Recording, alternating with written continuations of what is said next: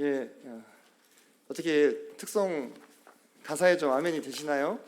예, 주의 가정은 작은 천국이라 이렇게 그 시인이 작사를 했는데 참 저도 그 가사가 아멘이 되더라고요. 그래서 또 한편으로 또 그런 생각도 좀 들었습니다.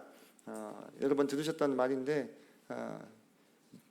가정은 작은 교회고 교회는 큰 집이다, 이런 말이 있죠. 그죠? 그래서 일맥상통하는 것 같습니다. 우리가 가정이 작은 천국이고 또 우리 교회가 작은 천국이 되어야 우리 성도님들께서도 또 건강하고 또 힘있게 주님을 행복하게 섬겨 나가실 수 있지 않을까라는 차원에서 좀 상통하는 부분이 있다라는 생각이 들었습니다.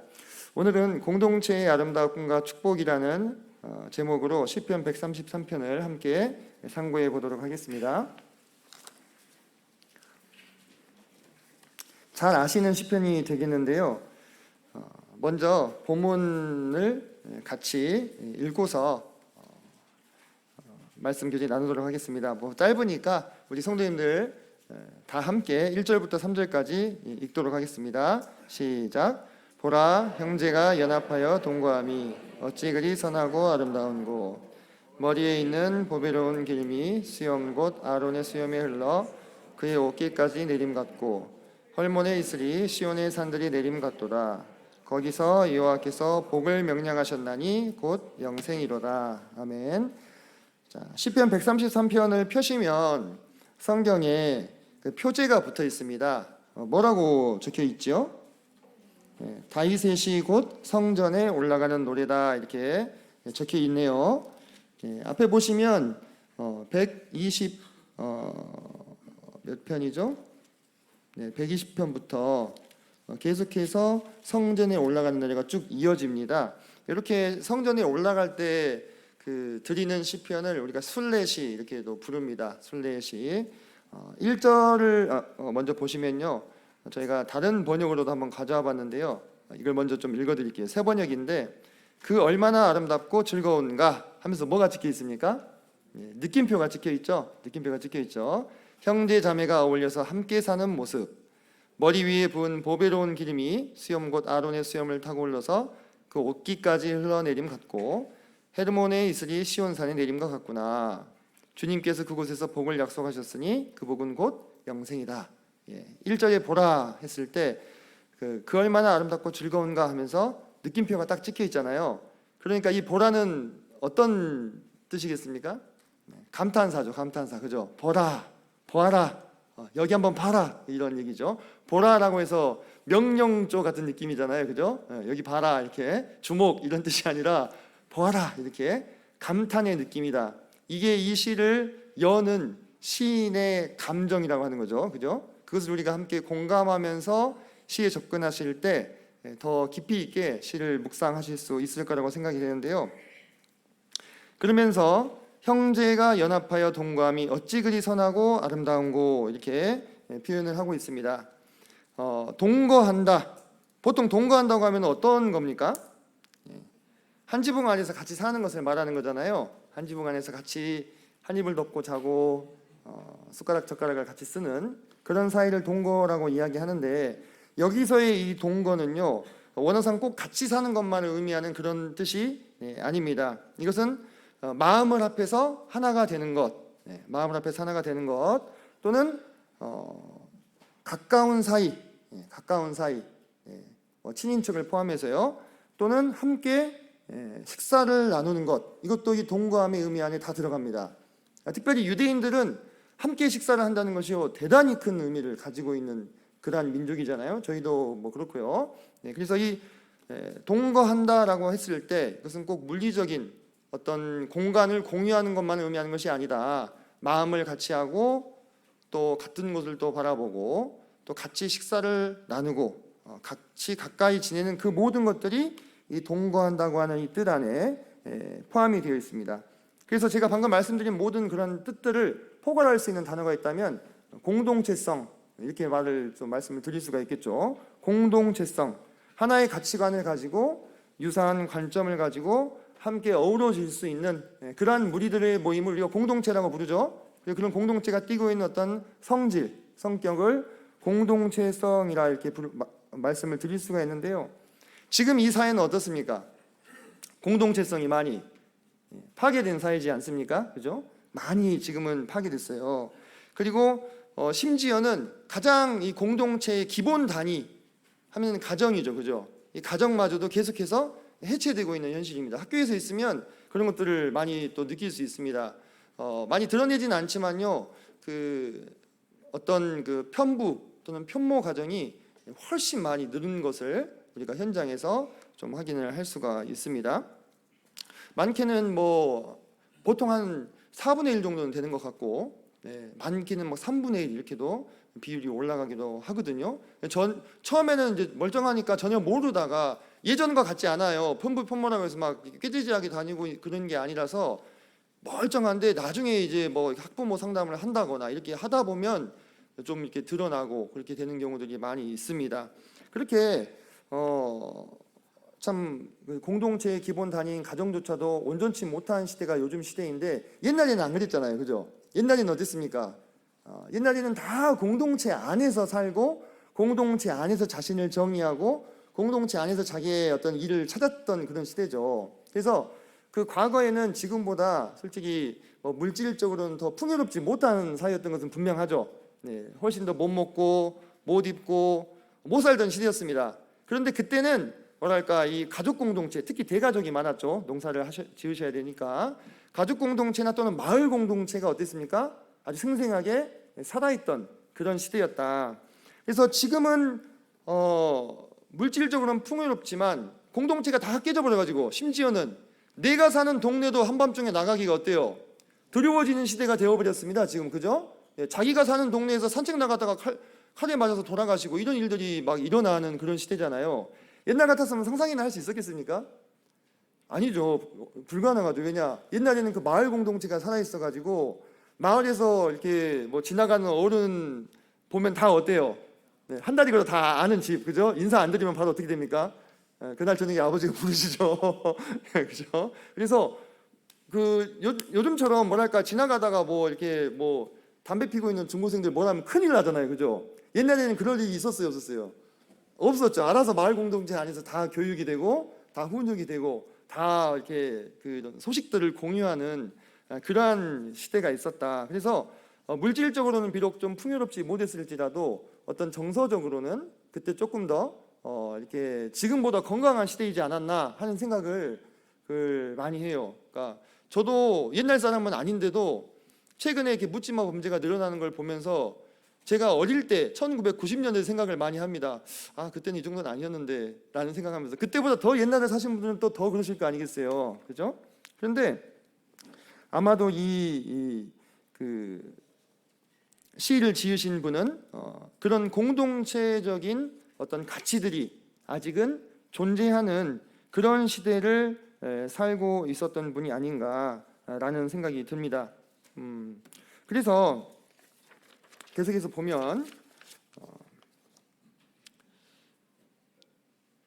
여기서 이 선하고 아름다운 거 했을 때요, 선하고 아름다운 거 했을 때 이 선하다, 우리 형제님들께서 연합해서 아름답게 동거하시는 모습이 선하고 아름답다 했는데, 그때 이 선하다는 원어적으로 우리가 히브리어로 토브라고 하는데, 그 단어가 어디에서 쓰였냐면은 창세기 1장 31절, 거기 보면 하나님이 지으신 그 모든 것을 보시니 보시기에 심히 좋았다 했을 때 그때 그 토브라고 하는 거예요.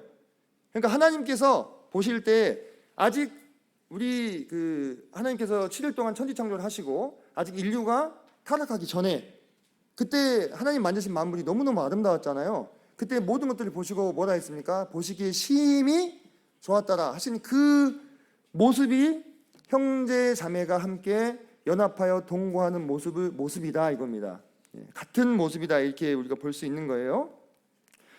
그리고 뒤에서 아름답다라고 했는데, 이 아름답다라고 하는 것은 우리가 아가서 1장 16절에 이런 표현이 나옵니다. 나의 사랑하는 자야 너는 어여쁘고 화창하다 했을 때 이 화창하다와 같은 단어를 썼습니다. 그러니까 여기서 아름답다라고 번역이 되어 있는데요, 조금 더 직역을 하면 즐겁다, 기쁘다, 유쾌하다 네, 이런 뜻입니다. 그러니까 정리해서 설명을 해보면 보아라 감탄하는 거예요. 얼마나 좋고 유쾌하냐. 형제와 자매가 연합하여 함께 살아가는 것이, 함께 동거하는 것이, 함께 가는 것이 얼마나 선하고 아름다우냐. 이러한 의미라고 하는 것입니다. 여기서 조금 더 들어가 보면요, 이 동거하다라고 하는 이 단어는 어떤 맥락에서 많이 쓰이고 있냐면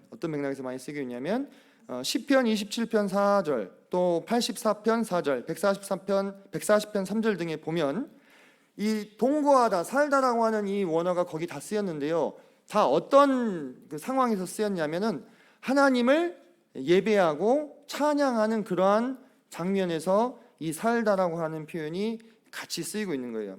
그러므로 이것은 우리가 형제가 연합하여 동거함이라고 하는 이 식구는 우리가 공동체가 하나님의 한 백성으로서, 한 마음으로서 함께 예배하는 그러한 의미로도 맥락상 의역할 수 있다고 하는 것입니다. 결론적으로 형제 자매님들이 한 마음 한 뜻이 되어서 함께 연합하고 동거하는 것, 다시 말해서 마음을 합하고 가까이 지내고 식사를 같이 나누고 또 심지어 같이 예배를 드리는 이 모습이 얼마나 좋고 유쾌한 일이냐, 즐거운 일이냐, 이렇게 이 시인이 첫 번째 절에서 감탄하면서 이렇게 말씀을 하고 있는 것이죠. 그죠? 제가 앞서서도 그런 그 공동체성이 많이 파괴된 오늘날이다 그런 말씀을 드렸는데 그러한 어떤 그 참혹한 현실 속에서 어쩌면 우리 교회는 그러한 이 공동체적인 가치를 보존해야 되는 어떤 최후의 보루의 역할을 해야 되는 곳이 아니냐, 그런 생각도 좀 해보게 됩니다. 제가 이 구절을 이렇게 묵상하면서요, 그 떠오른 장면이 하나가 있어가지고 이렇게 넣어봤어요. 이렇게 보라 형제가 연합하여 라면 한 그릇을 나눔이 어찌 그리 만나고 재미지는고. 재미지다는 표현이 그 원어를 직역한 뜻이거든요. 최근에 이렇게 성도님들 모이셔서 이렇게 뭐 별거 아니어도 어떤 분은 왜 고기를 안 넣냐고 좀 뭐라고 하신 분도 있었습니다만 별거 아니어도 라면 한 그릇을 나누면서 교제하시고, 여기 가운데 앉아 계신 승주인님 표정 좀 보세요. 그렇게 밝을 수가 없죠, 그죠? 이렇게 함께 모이고 함께 시간을 보내고 교제하는 이런 모습들을 저희는 이제 제3자의 입장에서 보는 거잖아요. 어떻게 기분 좀 나쁘십니까? 보기 좋으시죠? 그러면은 우리의 시선으로 누가 바라보고 계시는 겁니까? 하나님께서, 하늘 아버지께서 이 모임을 보실 때에 같은 마음 아니실까? 그렇지 않습니까? 우리 성도님들께서도 대부분 부모님들이신데 자녀들이 가끔 투닥투닥 해도 모여서 재밌게 놀고 뭐 나눠 먹고 있으면 그 모습만 봐도 어떠세요? 마음이 진짜 좋으시죠? 그게 아버지 마음 아니에요, 그죠? 어머니 마음이시고, 하나님께서도 우리가 그렇게 연합하여 동거하는 모습을 볼 때에 그와 같은 마음을 품으신다고 할 수가 있겠습니다.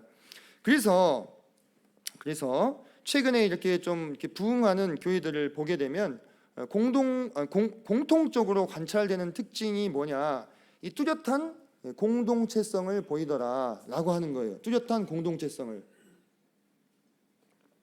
어쩌면 교회가 보여주는 이 공동체성은 공동체가 다 파괴되어져 가고 있는 오늘날 사회에서 더 희소 가치가 있는 것이 아닌가 싶은 생각이 듭니다.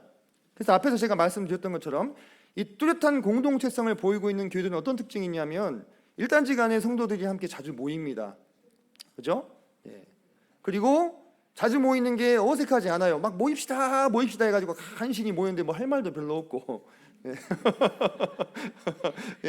그럼 뭐 할 것도 별로 없고 먹을 것도 없고 심지어, 그러면 대단히 어색하겠죠, 그죠? 얘기를 하다가 이렇게 막히면 이렇게 앞에 뭐 집어먹을 게 있어야 좀 이렇게 덜 어색한데 말하다가 끊겼는데 할 게 없어, 그죠?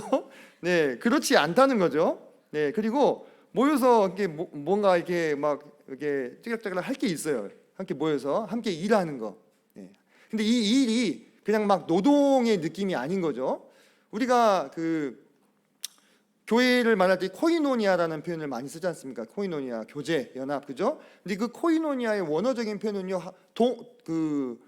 동업이에요, 동업. 동업, 함께 일하는 거. 그게 원어적으로 가장 가까운 그 의미로 해석을 한 건데, 함께 모여서 뭔가 할 것이 있는 그러한 어떤 공동체라고 하는 것이죠. 그리고 일만 하는 게 아니라 서로 잘 먹고 또 잘 놀고 또 잘 쉴 수 있는 그런 교회, 그런 공동체, 그런 공동체. 다시 말해서 이것은 뭡니까? 함께 즐거움과 유쾌함을 나눌 수 있는, 얼마나 좋고 아름다운가 했을 때 얼마나 좋고 유쾌한가, 즐거운가, 이 얘기잖아요, 그죠? 그러니까 공동체가, 교회가 함께 모여서 맨날 뭐 파송의 노래 부르면서 순교자 이런 거 부르면서 막 죽으러 가는 것처럼 막 이렇게 그렇게만 하면 힘들잖아요, 그죠? 그 안에 그런 것도 있지만 즐거움도 있고 또 누림도 있고 쉼도 있고 모든 희노애락을 함께하는 그러한 사이가 어떤 뚜렷한 공동체성이 아니겠느냐라고 하는 건데, 시편 133편 1절에서 시인은 바로 그것을 이렇게 우리에게 노래하고 있다고 하는 것입니다. 대단히 짧은 한 식구지만요, 그 안에서 우리가 캐낼 수 있는 것이요 엄청나게 많습니다. 시라는 문학 장르의 특징이잖아요, 그죠? 우리 배우셨잖아요, 함축성, 그죠? 함축성. 이 안에 엄청난 그런 의미와 교훈들이 많이 담겨 있어요. 그래서 우리도 어떤 이와 같은 공동체성을 계속해서 우리 안에서 함양해 가기 위해서, 키워나가기 위해서 힘써야 되지 않겠는가라는 생각들을 해보게 되는 겁니다. 그럴 때 그런 교회를 어떻게 합니까? 주목하게 되잖아요, 그죠? 그런 교회를 주목하게 되는 거예요. 보아라, 이렇게, 그죠? 주목하게 되고, 우리가 이번 수양회 때도 말씀도 들었고 또 주변에 있는 교회들을 우리가 또 보게 되는 거 아니겠습니까? 방문도 하게 되고요. 자, 그러면서 이렇게 함께 하나 될 수 있다는 것이 얼마나 큰 기쁨인지를 아마 이 시인은 좀 알았던 것 같습니다. 이 이스라엘에 보면은 이스라엘의 모든 남자들이 함께 모이는 때가 1년에 3번이 있습니다. 출애굽기 23장 14절로 17절을 보면 무교절, 6월절이 포함이 되죠. 무교절과 맥추절, 우리가 이제 보통 77절 또는 오순절이라고 부르는 맥추절, 그리고 수장절, 초막절, 이렇게 수장절이 다른 이름이 초막절입니다. 장막절 이렇게도 얘기하는데, 이 세 절기 때는 무조건 모든 이 이스라엘 전역에 흩어져 있는 남자들이 어떻게 해야 돼요? 예루살렘으로 모여가지고 서로 안부를 묻고 서로 교제하고 서로 기쁨을 나누는 그런 시간이었어요. 그래서 아마 이 시인 또한 그와 같은 모임의 기쁨, 모임의 즐거움을 잘 알고 있지 않았는가 하는 거예요. 그런데 성도님들, 한번 생각해 보겠습니다. 그런 날들이 이스라엘에서 계속 허락되지는 않았습니다. 이스라엘에 계속 올해도 어김없이 우리가 설날과 추석 세는 것처럼 함께 모여서 작년에 만났던 그 옆집 아저씨 누구 이렇게 만나서 교제할 수 있는 그런 게 아니었어요. 이스라엘이 계속해서 끊임없이 뭡니까? 불행들이 닥쳐오죠. 그들이 어떤 하나님 앞에서 범죄해가지고 심판을 받아가지고 외적이 쳐들어오기도 하고, 그리고 결국 나중에는 어떻게 됩니까? 이 북이스라엘과 남유다가 모두 망해가지고 그 모든 유대인들이 어떻게 됩니까? 다 뿔뿔이 흩어지는 이러한 고통들도 겪었던 것을 우리 또한 잘 알고 있다고 하는 것입니다. 우리도 비슷한 역사적인 경험들이 있잖아요. 이산가족, 그죠? 6.25 끝나면서 이산가족이 발생해서 그 이산가족 서로 찾을 때 막 엄청 이렇게 서로 울면서 몇십 년의 한을 이렇게 또 풀어내는 모습들을 이렇게 보게 됐는데요. 지금 제가 보여드리는 사진은 전 세계에 지금 유대인들이 얼마나 많이 퍼져 있는가를 보여주는 도표입니다. 지도인데요. 토탈 디어스포라에서 1236만 9,400명이 흩어져 있다 이렇게 나오잖아요, 그죠? 그래서 우리가 함께 모여서 함께 하나님을 예배하고 또 함께 애찬을 나누고 또 함께 교제할 수 있다는 것이 얼마나 기쁜 일인가 하는 것을 우리가 좀 항상 생각을 해야 될 것 같아요. 오늘 우리가 이렇게 모인 것도요 기쁜 일이에요. 근데 막 엄청 기쁘진 않으시죠? 솔직히 기뻐요? 예, 지난주에도 받고 지지난주에도 받고, 그죠? 근데 이게 우리가 항상 그래요. 좋은 것일수록 있을 때 가치를 어때요? 잘 모릅니다. 그죠? 나중에 잃어버리고 나서야 그때가 정말 좋은 시절이었는데 이렇게 생각을 하는 거예요. 이 시는 보세요. 다윗의 시잖아요. 그죠? 그러면은 상당히 초기에 이게 지어졌을 건데요. 이 시를 다윗 때의 사람들만 읽지는 않았을 거 아니겠어요? 나중에 이렇게 다 흩어진 유지인들도 이 시편을 봤을 거 아니겠습니까? 그러면 이 시인은 함께하는 기쁨을 누리면서 이렇게 썼지만 그 흩어져 있는 사람들은 어떻게 했냐 이 말이에요. 이 마음이. 그죠?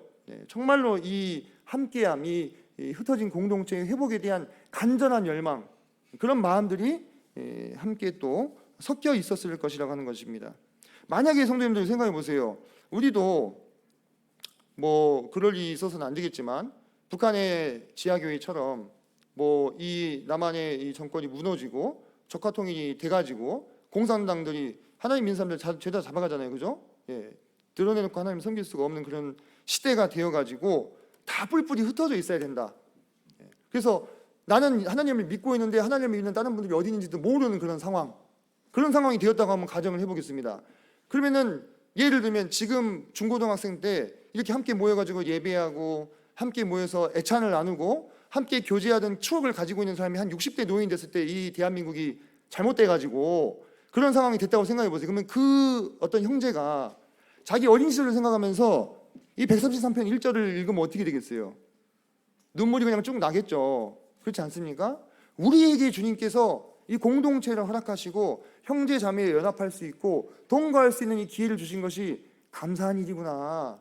막 감격해서 눈물을 펑펑 쏟을 만큼은 아니어도 우리가 막 억지로 정말 감사한 일이구나. 이게 우리에게 주어진 것이 참 기쁜 일이구나. 우리가 서로의 안부를 묻고 인사 나누고 교제할 수 있는 것, 이것에 대한 감사함 우리가 마음 가운데 또 가져야 되지 않겠는가라는 생각을 해보게 됩니다. 이 구절과 관련해서 또 하나 살펴보겠습니다. 또 있습니다. 엄청 많습니다. 그죠? 형제와 연합하여 동거함이라는 이 표현이 똑같이 쓰인 곳이 한 구절이 있습니다. 신명기 25장 5절 말씀에 보면 형제들이 함께 사는데 요 말이에요. 요 말이에요. 같은 표현이 써져 있는데요. 이게 지금 어떤 맥락에서 이 표현이 써져 있냐면 이제 이어지는 그 구절을 보시면 아시겠지만 수혼법에 대해서 설명을 하고 있는 겁니다. 수혼법이 뭡니까? 자기 형제 중에 한 명이 결혼을 했는데 자식이 없이 죽었어요. 그러면 나머지 형제 중에 한 명이 자신의 어떻게 보면 형수가 되겠죠? 그 사람과 결혼해가지고 아들을 낳아줘야 돼요. 그러면 그 아들이 어떻게 누구의 이름을 물려받습니까? 죽은 자기 아버지 이름을 물려받는 겁니다. 자기 아버지는 그 사실 생물학적인 아버지는 자기 이제 뭐 작은 아버지나 뭐 삼촌이 되겠죠. 근데 그 아들이 이미 돌아가신 아버지 이름을 물려받을 뿐만 아니라 그 아버지 몫으로 상속된 분깃을 이어받아서 이 자식 없이 죽은 형제의 이름이 이 공동체 가운데서 사라지지 않도록 하는 법이 바로 이 수혼법이었다고 하는 거예요. 그런데 그렇게 함으로써 함께 했던 형제에 대한 의리를 지키고 그 형제의 이름과 유산이 보존될 수 있도록 하는 것이 바로 이 신명기 25장 5절 형제들이 함께 사는 데가 똑같이 언급된 구절의 의미입니다. 이걸 뭐 직접 지금 실천을 하자는 이야기는 아니고요. 지금 21세기에는 불가능한 일이겠지만 이 법이 이스라엘 공동체에 주어진 그 법의 정신이 무엇인가 이것을 좀 살펴보자고 하는 것입니다. 우리가 형제 자매님들이 함께 하나의 공동체를 이루고 있을 때 그때 우리가 그곳에 속해 있는 분들의 현실적인 부분, 삶의 어려움이나 문제 또한 같이 돌아보는 것이 이 연합하여 동거하는 데 있어서 대단히 중요한 요소라고 하는 겁니다. 그래서 누구나 다 삶의 어려움이나 문제들이 있으시잖아요. 그죠? 그 현실적인 부분들 있잖아요. 뭐 예를 들면은 우리 안에 막 취업 때문에 어려움을 겪고 있는 지체가 있다든지 또는 결혼 때문에 어려움을 겪고 있는 지체가 있다든지 또는 출산과 양육 때문에 어려움을 겪고 있는 지체들이 있다든지 또는 갑자기 병에 걸렸다든지 갑자기 사고가 났다든지 이런 인생의 문제들이 그때그때 이렇게 찾아오지 않습니까? 그런데 그런 문제들을 이 공동체가 함께 돌아보고 살펴주는 것이 이 형제가 연합하여 동거하는 데 있어서 어떻다는 겁니까? 대단히 중요한 요소이다 라는 거죠. 한번 생각해 보겠습니다. 어떤 형제는 결혼도 하고 아기도 낳고 막 이렇게 행복하게 살고 있는데 다른 지체는 그렇지 못해요. 그럼 한 마음이 될 수 있겠습니까? 상식적으로 막 좀 어려움이 좀 있을 수 있죠. 어떤 지체는 막 병이 걸려가지고 아프고 또 힘든데 아무도 자기를 돌아봐 주지 않는다. 뭐 하다못해 병문안을 간다거나 안부를 묻는다거나 이런 일들이 전혀 없다. 그러면 그 공동체는 그냥 허울뿐인 공동체인 거죠. 그냥 매주 모여가지고 예배는 드리고 떡과자는 떼지만 그 외에 나머지 부분에 있어서는 전혀 형제를 돌아봄이 없는 그러한 허울뿐인 공동체가 될 수 있다고 하는 겁니다. 그런데 우리가 이 시편 133편 1절과 연계해서 신명기 25장 5절을 살펴봤을 때 우리의 공동체는 그런 공동체가 아니다. 함께 삶의 문제를 풀어나가기 위해서 지혜를 모으고 실제적인 도움을 주는 것이 진정 성경이 말씀하시는 공동체성이다. 우리가 이렇게 볼 수가 있겠습니다. 이제 2절입니다. 이어서 보겠습니다. 자, 여기서 이제 그 시인이 수사법 중에 직유법을 쓰고 있습니다. 직유법은 무엇 같이 이런 거잖아요, 그죠? 무엇 같은 무엇 이렇게 사과 같은 내 얼굴, 그죠? 사과 같은 내 얼굴 맞죠? 네. 그러니까 지금 여기서 2절과 3절에서 두 가지 직유를 쓰고 있습니다. 무엇을 빗대고 있냐면 형제가 연합하여 동거하는 것이 마치 무엇과 같으냐 이걸 지금 말하고 있는 거예요. 근데 무엇과 같으냐 하고 첫 번째 나온 게 뭐냐면 머리에 있는 보배로운 기름이 수염 곧 아론의 수염에 흘러서 그의 옷깃까지 내리는 것 같다. 형제가 연합해서 동거하는 것이 바로 그 모습과 같다. 그런 얘기를 하는 거예요. 자, 그런데 이 상황이 어떤 상황이냐면 일단 보배로운 기름이 나오네요. 그죠? 이 보배로운 기름이 이 아론은 대제사장이잖아요. 그죠? 그 수염에 이렇게 머리로부터 흘러가지고 옷깃까지 이렇게 적시는 이런 상황과도 같다. 이렇게 얘기를 하는 거예요. 그럼 그 상황이 어떤 상황인지 우리가 좀 알아봐야 될 텐데 먼저 이 기름 부음을 받는 직분은 크게 이렇게 세 가지가 있었습니다. 그죠? 왕과 제사장과 선지자 이 세 직분이 있었는데 이 세 직분 모두 매우 명예롭고 영광스러운 그러한 직분들이었습니다. 특히 이 직분을 위임받는 위임식 자리에서 가장 클라이막스가 뭐였습니까? 기름을 붓는 행위였습니다. 기름을 붓는 행위. 기름을 붓는 행위를 하면 나팔을 불면서 왕 같은 경우에는 왕은 만세수로 하옵소서 이렇게 외치는 거예요. 그때 자 그래서 지금 이 상황에서 시인이 빗대고 있는 장면을 한번 머릿속으로 떠올려 보세요. 아론이 대제사장 위임식에서 그 머리에 가득히 이렇게 기름 몇 방울 똑똑똑 떨어뜨린 게 아니라 가득히 흘러 넘칠 만큼 그 관유를 머리로부터 이 수염과 옷까지 적실 정도로 풍성하게 부어주고 있는 바로 그와 같은 영광스럽고 거룩한 자리, 그 자리에서의 그 분위기와 느낌을 한번 떠올려 보십시오. 어떠할 것인지 바로 그 모습과 같다라고 얘기하고 있는 거예요.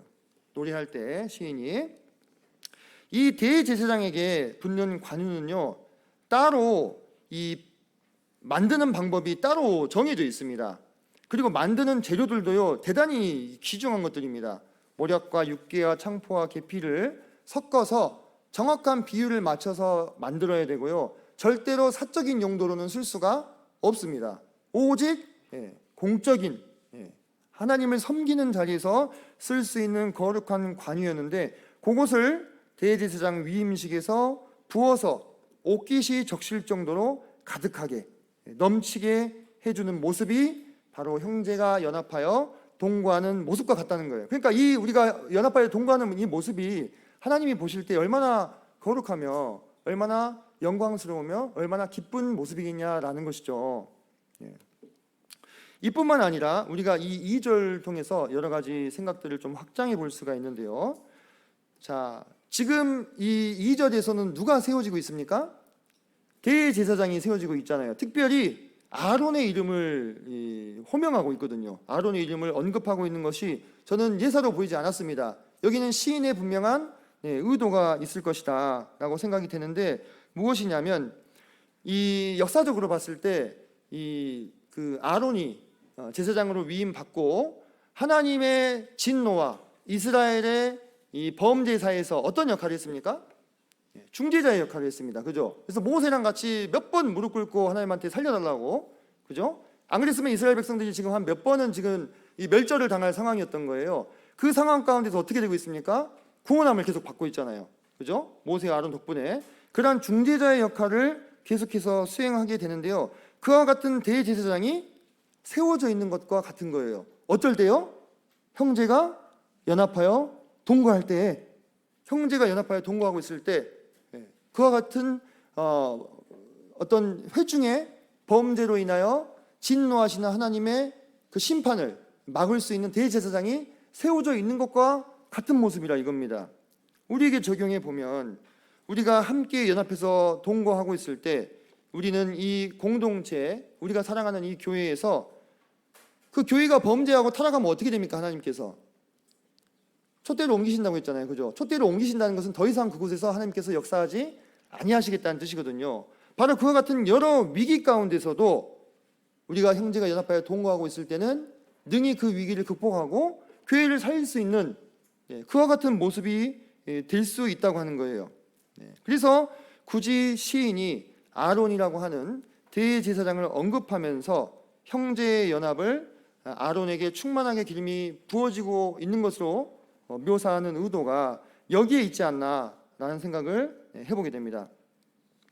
그러면서 이 기름을 붓는 것은 언제나 성령님과 많이 결부되는 것을 우리가 관찰할 수 있습니다.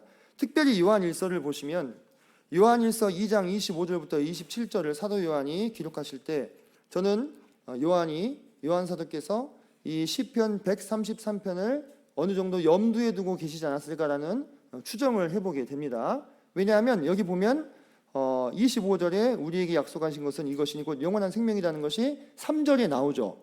3절에 나오죠. 그리고 27절에서 기름 부음을 말씀하고 있는데 이 이미지가 지금 어디서 나옵니까? 2절에서 나오고 있다고 하는 것입니다. 그래서 사도 요한은 133편을 상당히 염두에 두고 이 구절을 집필하지 않으셨을까 하는 생각이 드는데, 여기서 보면은 너희는 주께 받은 바 기름 부음이 너희 안에 거하신다 했어요. 지금 성령을 어디에 빗대고 있습니까? 기름 부음에 빗대고 있잖아요. 그러니까 꼭 여기만이 아니더라도 우리가 성경을 전반적으로 살펴봤을 때 성령의 이미지는 기름 부음, 바람, 불 이런 것과 많이 연관이 되죠. 그렇다면은 지금 2절에서 이 아론에게 기름이 부어졌는데 조금 부어진 게 아니죠. 가득 부어졌죠. 그죠? 가득 부어진 것입니다. 형제가 연합해서 동거하고 있을 때 그 안에 성령께서 충만하실 수 있는 겁니다. 그럼 성령이 충만해 있는 그 공동체를 통해서 하나님이 역사하시지 않겠습니까? 하나님이 일하시고 역사하실 수 있는 거예요. 성령이 막힘이 없이 교통하실 수 있는 것입니다. 그러면 복음이 힘있게 전해지고요, 구원의 역사가 일어나고 새로운 생명들이 탄생하는 것입니다. 그 모든 것이 연결이 되는 겁니다. 그러한 교훈을 우리가 2절을 묵상하면서 받을 수가 있다고 하는 것입니다. 3절로 가보겠습니다. 3절에 보면 헐몬의 이슬이 시온의 산들에 내림 같다 이렇게 했죠. 3절은 두 부분으로 나눠서 살펴볼 건데요. 먼저 앞부분에 헐몬의 이슬이 시온의 산들에 내림 같다, 이 부분부터 좀 살펴보겠습니다. 성도님들 헐몬산 보셨습니까? 요게 헐몬산입니다. 이스라엘의 최북단 경계를 이루고 있는 산인데요. 최고봉입니다. 2184m인데 이스라엘이 보통 좀 평평한데요, 이렇게 이 고저가 아주 좀 차이가 많이 나요. 보시면 뭐가 쌓여 있습니까? 눈이 가득 쌓여 있죠. 그죠? 눈이 가득 쌓여 있습니다. 그래서 놀랍게도 이스라엘이 중동에 있어서 엄청 더우실 것 같죠. 근데 이스라엘에 스키장도 있어요. 네, 스키장도 있고 뭐 별거 다 있습니다. 온 세계의 집약판이라고 부르죠. 이 눈이요, 흘러내리는 강물이 바로 요겁니다. 강을 배경으로 찍은 사진인데요. 20년 전, 20년까지는 아니고 10년 전 사진이네요. 예, 그 눈이 녹은 물이 흘러내려가지고 어디로 흘러내리냐면 단으로 흘러내립니다. 네, 단. 여기는 엄청나게 물이 풍부하고요, 엄청나게 큰 이 숲이 있습니다. 샘도 있고요. 네, 그래서 여기는 항상 물이 풍성한 곳이죠. 자, 헐몬산, 강수량도 많고 물도 많고 이슬량도요, 우리나라랑 비교할 수 없습니다. 이슬이 엄청나게 많이 맺힙니다. 네. 영롱한 이슬 참 예쁘죠. 그죠? 이 이슬은 언제나 이 성경에서 하나님의 축복을 상징했습니다. 왜냐? 이스라엘은 이슬이 없으면 살 수가 없어요. 건기 때 비가 내리지 않지만 그래도 살아갈 수 있는 게 이 이슬 때문이거든요. 이슬이 끊긴다, 이거는 죽음을 얘기하는 거예요. 근데 헐몬산의 헐몬의 이슬이 시온의 산들의 내림과 같다. 그러면 이 시온의 산들은 어떠하냐? 제가 보여드릴게요. 시온 산들은 이렇습니다. 왼쪽에 보시면 이렇게 구불구불 굽이져 있는 약간 산 비슷한 것들 보이시죠? 산은 아니고 우리는 그냥 뒷동산 같은데 여기는 이런 것도 그냥 산이라고 부릅니다. 높은 산이 별로 없어가지고 여기가 이제 유대 광야입니다. 유대 광야. 이곳은 건기에는 메마르고 우기에는 초원이 되는 곳이에요. 오른쪽 보시면 약간 파릇파릇해져 있죠. 비가 내리면 이렇게 됩니다. 며칠 만에 비가 내리면은 금방 이렇게 초원으로 바뀌는 곳이에요. 바로 이 시온의 산들의 유대 광야 보이시죠? 아주 황량하죠. 예, 아는 분 얼굴도 있네요. 네, 황량한 이곳에 아까 앞서 보셨던 헐몬산에 이 물이 내리게 되면 어떻게 되는 거예요? 어떻게 되는 거예요? 아주 풍요롭고 푸르른 초장으로 변하는 곳입니다. 제가 여기 써놨죠. 시편 23편의 무대로 다윗이 양을 쳤던 곳이다. 우기가 되면 이 메말랐던 곳이 다 초장이 됩니다. 그러면 그곳을 목자들이 이렇게 계속 돌면서 풀을 먹여요. 한 곳 다 뜯기고 거기 오래 머물게 하면은 풀 뿌리까지 다 먹어버리면은 풀이 안 나거든요. 그러니까 겉에만 먹으면 또 도는 거예요. 그러면 그 사이에 또 비가 오면 또 자라 있는 거죠. 돌면서 계속 먹이는 바로 그곳입니다. 우리는 시편 23편의 무대에 가보니까 사시사철 푸르를 것 같은데 그렇지 않습니다. 이 시온산은 처음에는 이렇게 황량한데 물만 닿았다고 하면 아주 풍요로운 곳이 된다고 하는 것입니다. 그래서 이 시인이 지금 노래하기를 헐몬의 이슬이 시온의 산들의 내림 같다라는 이 그림이 좀 그려지시죠? 머릿속에 그려지시죠? 이 황량해 보이는 유대 광야에 헐몬의 빗물이 이렇게 들어가서 풍요로워지는 것 같은 모습이 어떤 모습이다? 형제가 연합하여 동거하는 모습이다 라고 노래하고 있는 것입니다. 그런데 여기서 우리가 좀 더 깊이 있게 관찰을 해봐야 될 게 있습니다. 무엇이냐면 이 헐몬산이라고 하는 곳이 아까 단지파의 이 영토와 아주 가까운 곳이라고 말씀드렸죠. 근데 이 단이라고 하는 곳이 어디예요? 훗날에 북이스라엘의 송아지 우상의 성소가 있었던 바로 그곳입니다. 그죠? 베델과 단에 여로보암 왕이 백성들을 꾀기 위해서 이곳에 제단을 마련하고요. 제단도 훨씬 큽니다. 예루살렘 것보다. 일부러 그렇게 만들었다고 합니다. 그리고 더 이상 예루살렘에 예배하러 가지 못하도록 송아지 우상을 섬기도록 했던 그 본 고장이 바로 이 단이에요. 그리고 그 단에 물을 공급해 주는 산이 무엇이었습니까? 헐몬산이었다 이 말입니다. 그렇다면 이 북쪽 헐몬산의 이슬이 남쪽 성전이 있는 예루살렘 그 시온산에 내려서 하나가 된다고 하는 것은 어떨까요? 다윗 때는 분열왕국이 아니었기 때문에 크게 거부감이 없었겠지만 후대의 사람들이 느꼈을 때 어떻겠습니까? 아주 이 강성 유대인들이 느꼈을 때는 이건 모욕이죠. 이건 함께할 수가 없는 거예요. 헐몬산은 우상숭배, 송아지 우상숭배의 중심지고 이 남쪽에는 시온산에는 하나님의 성전이 있는데 어떻게 거기 있는 물을 갖다 섞는단 말이냐? 이렇게 나올 수 있는 거다 이 말이에요. 이해가 되시죠? 자, 그런데 만약에 유대인들이 그렇게 봤다면 이 시편 133편이 시편 안에 들어올 수 있었겠습니까? 없었다는 거예요. 이 시편 150편은요 편집본입니다. 편집본. 무슨 얘기냐면 여러 많은 시인들이 시를 지었을 거 아니겠어요. 세월이 흐르면서 그거를 후대의 어느 시점에 서기관들이 모아가지고 엄선해서 뽑아서 만든 시집이라 이 말이에요. 그게 시편입니다. 우리가 보고 있는 지어진 건 훨씬 전때에 지어졌을지라도 후대에 다 모아가지고 시편을 구성한 거예요. 그런데 후대에 이 시편을 편집한 사람들이 이 헐몬산, 북쪽의 헐몬산은 송아지 우상의 근거지고 북이스라엘의 우상숭배의 근거지기 때문에 남쪽과 섞일 수 없어. 이렇게 보았다면 이 시편 134편 어떻게 했겠어요? 빼버렸겠죠. 그죠? 근데 그렇게 보지 않았다고 하는 것입니다. 그렇게 보지 않았다고 하는 거예요. 이 둘이 하나가 되고, 비록 중간에 남유다와 북이스라엘로 갈라졌지만 이 둘이 하나가 되어서 다시 공동체성을 회복해서 하나의 예배 공동체로서 하나님을 섬기고 예배하고자 하는 염원이 이 133편 3절에 담겨 있다고도 볼 수 있는 거예요. 이것이 우리에게 시사하는 바가 무엇이냐? 우리가 교회 안에서 함께 모여 있을 때 본질적으로 하나 되지 못할 수 있는 차이들을 가지고 있는 것들을 볼 수가 있습니다. 맞죠? 예. 특별히 저분이 나한테 잘못한 것은 없는데 안 맞아. 그런 사람들 있을 수 있잖아요. 그죠? 상대방도 그럴 것이고요. 그죠? 그런데 그런 많은 하나 되지 못할 이유를 찾으면요, 정말 많습니다. 하나 되지 못할 이유를 찾으면 끝도 없어요. 우리가 하나 될 수 있는 이유는 단 하나밖에 없어요. 예수 그리스도. 그죠? 그 예수 그리스도라고 하는 그 하나 될 수 있는 유일한 그 이유를 우리가 근거로 해서 서로 간의 많은 차이와 극복할 수 없을 것만 같은 성격상의 차이, 취향상의 차이, 지식의 차이, 배경의 차이들을 극복하고 하나 되고자 하는 것, 연합하여 동거하고자 하는 것, 이것을 3절이 우리에게 교훈해주고 있지 않은가라고 하는 거죠. 생각해 보십시오. 남유다의 그 꼬장꼬장한 유대인들 입장에서 북이스라엘의 우상숭배의 근거지였던 헐몬산의 이슬을 내가 차라리 목이 말라서 죽으면 죽었지 못 받는다 이렇게 생각할 사람들이 많은데 그렇게 생각하지 않았다는 겁니다. 이 안에 하나님의 연합과 화합의 메시지가 담겨 있는 것들을 우리가 함께 좀 살펴야 될 필요가 있습니다.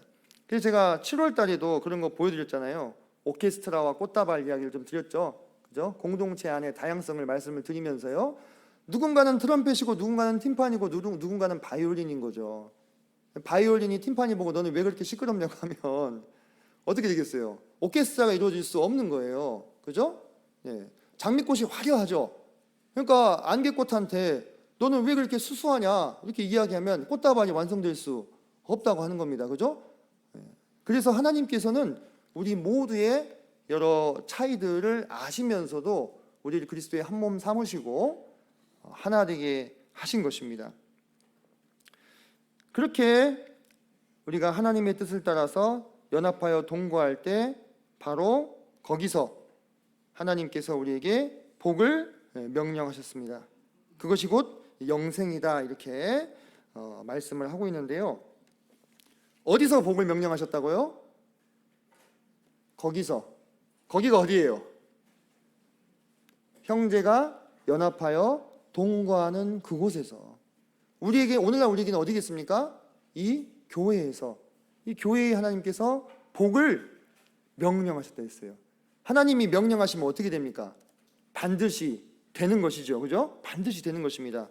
형제가 서로 연합하여 마음을 같이 하고 뜻을 같이 하고 자주 만나고 또 자주 식사하고 함께 예배하는 그 동거의 현장에서 하나님께서 우리에게 복을 명령하여 주셨다라고 하는 거예요. 여기서 곧 영생이다 했는데요, 이것을 1차적으로 해석할 때는 우리가 지금 생각하는 건 천국에서 영원히 사는 그거 있죠. 그걸 시인이 말하고 있는 것은 아닙니다.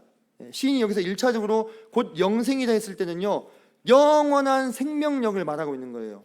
그와 같은 연합된 공동체는요, 영원할 것이다 이 말이에요. 생명력을 가지고 계속해서 길게 이어질 것이다. 그리고 그것이 하나님이 주신 복이다 이렇게 말씀을 하고 있는 것입니다. 하지만 우리가 요한 1서 2장 아까 말씀 보여드렸던 데서 보면 요한 사도는 이것을 좀 확장해서 또 해석해서 적용하고 있는 것도 같습니다. 그래서 우리가 지금 교회로 모였을 때, 우리가 함께 예수 그리스도 그분의 이름으로 모일 때 우리가 또한 기대하는 것이 함께 이 영원한 생명을 누리는, 이것도 포함한다고 보아도 크게 무리는 없을 것으로 생각이 됩니다.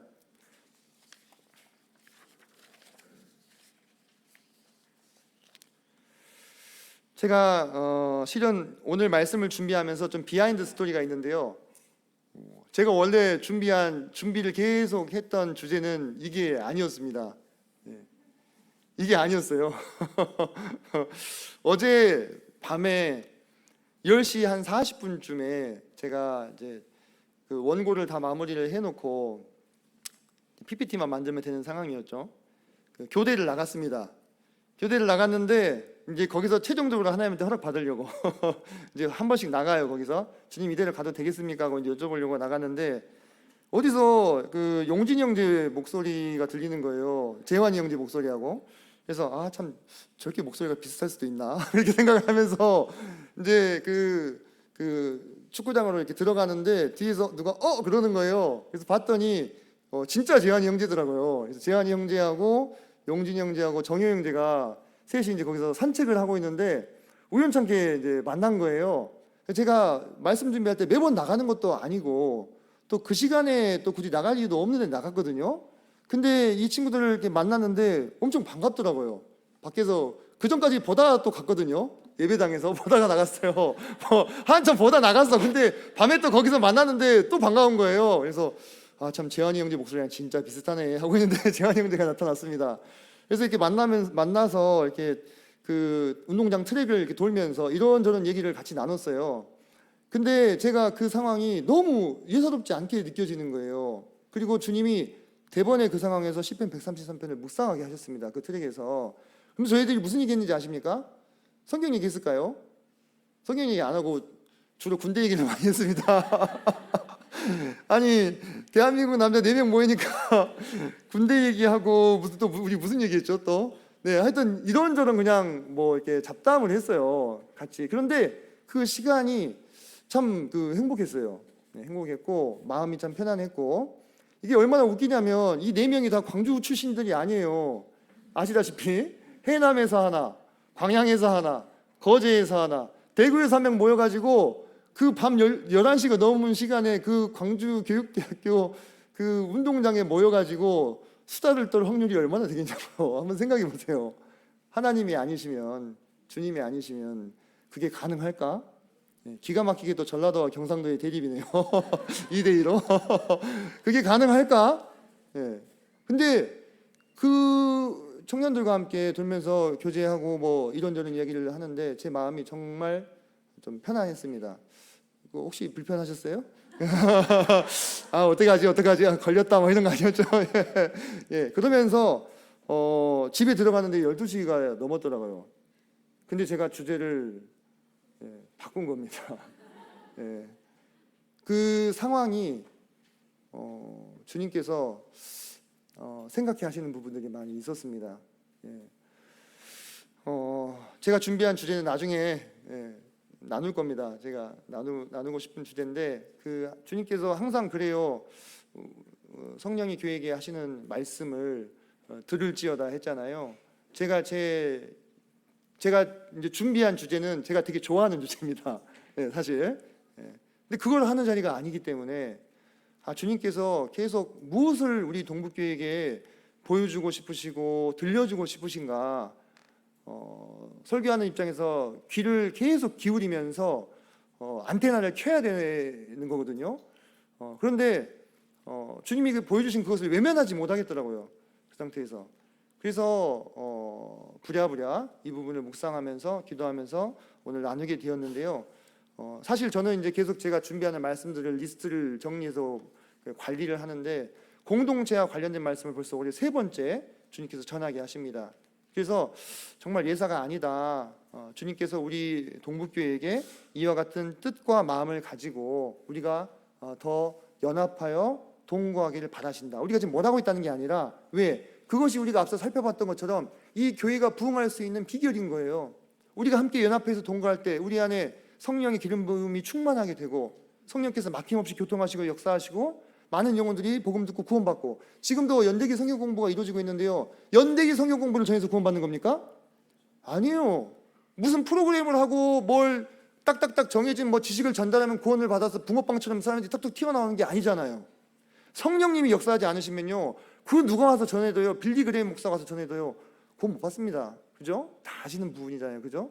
그렇다면 우리 안에 성령께서 어떻게 충만하게 되시며 주께서 우리에게서 촛대를 옮기지 아니하시고 우리 동북교회를 사랑하시고 정말 사랑스러운 눈으로 바라보시면서 이 교회를 통해서 그분의 뜻을 이루고자 하시겠는가, 그 부분을 우리에게 계속해서 가르쳐주고 계시지 않는가 라는 거예요. 그래서 참 요즘에 저는 개인적으로 참 분위기가 좋지 않냐 라는 생각들을 많이 하는데요. 우리 기혼 형제님들도 대단히 막 으쌰으쌰 하고 계십니다. 한 달에 한 번씩 모이시고 있는데요. 지난번에 이런 사진이 한번 올라왔어요.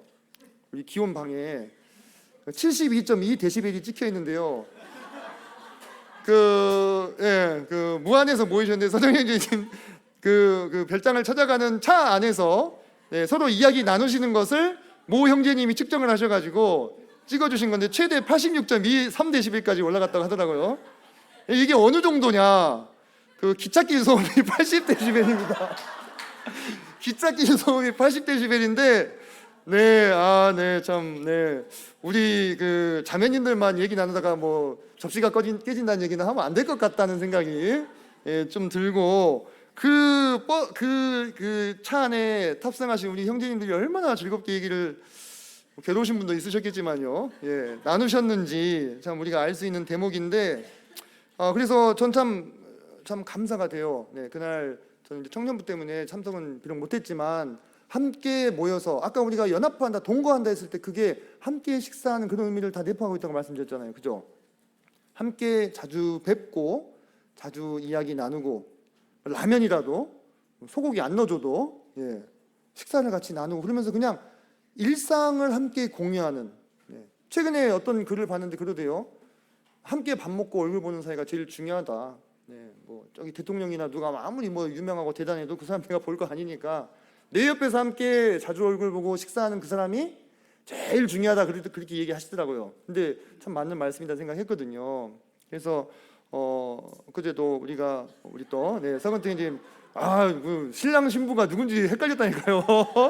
너무 잘생기고 또 아름다우시고 그래서 우리가 함께 또 가서 함께 기쁨을 나누지 않았습니까? 그죠? 그 버스에 서울까지 가는 버스에 탑승하신 분들이 3분의 2가 성도님들, 3분의 1이 또 가족분들, 이렇게 제가 아까 말씀드렸던 그런 일상의 모든 상황들, 기쁜 일도 슬픈 일도 모든 희노애락을 함께 나눌 때 그 안에서 뭐 아시잖아요. 가족끼리 살면 항상 좋은 것만 볼 수 없다는 거, 안 좋은 모습도 보는 거죠. 하지만 함께 삶을 공유하는 거, 시간을 함께 나누는 거, 그것이 주님이 보셨을 때 형제가 연합하여 동거하는 아름다운 좋은 모습이 아니냐라고 우리에게 가르쳐 주시지 않나 하는 생각이 요즘 많이 듭니다.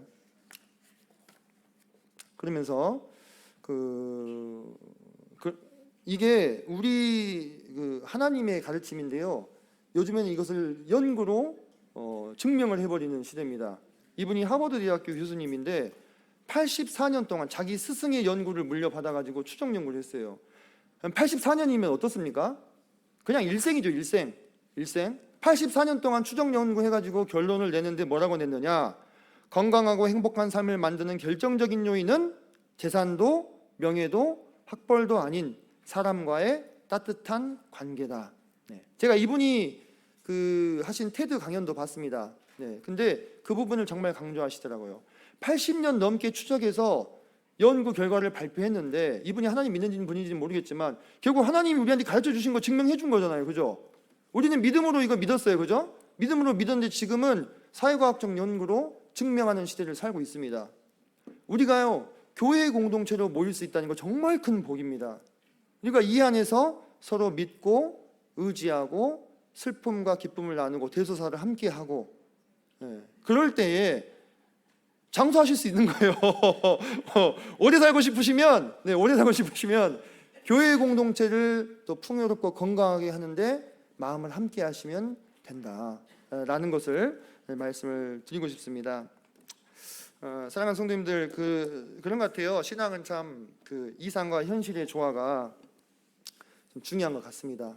우리가 참 주님께서 가르쳐 주신 그 교훈들을 묵상하면서 미치지 못하는 그분의 크신 뜻과 이상 앞에서 가끔 속이 상할 때도 또 있고, 또 우리 현실을 바라봤을 때 참 아직도 투박하고 옛 그 본성들이 남아있는 나 자신을 바라보면서 또 때로 좌절이 될 때도 있잖아요, 그죠? 하지만 주님 그거 다 아시고 우리 부르셨잖아요, 그죠? 다 아시고 부르실 뿐만 아니라 같이 또 모여서 살래요. 우리가 물리적인 공간에 같이 사는 건 아니지만 공동체를 이루라고 하셨습니다. 그래서 우리는 좋든 싫든 주님의 뜻을 따라서 이 안에서 함께 교회 공동체로 살아내야 되는 그런 사람들입니다. 그렇다면 기양할 거, 예? 기양할 거 어떻게 돼요? 예. 누리면서, 즐기면서, 즐겁게, 감사하면서 이 공동체를 함께 이루어가면 어떨까? 그때 아버지 하나님께서 우리에게 복을 명령하시는 거예요. 복 받아라 하고, 예. 복 받아라 하고, 예. 영원한 생명, 끝없는 생명력과 그 생명, 그리고 이 공동체를 통해서 끊임없이 재생산되는 그 생명을 우리가 보게 되지 않겠습니까? 그게 우리의 복이에요. 그게 우리의 복이다. 이런 생각들을 좀 해보게 됩니다. 네, 여기까지 오늘 말씀 마치도록 하겠습니다. 감사합니다.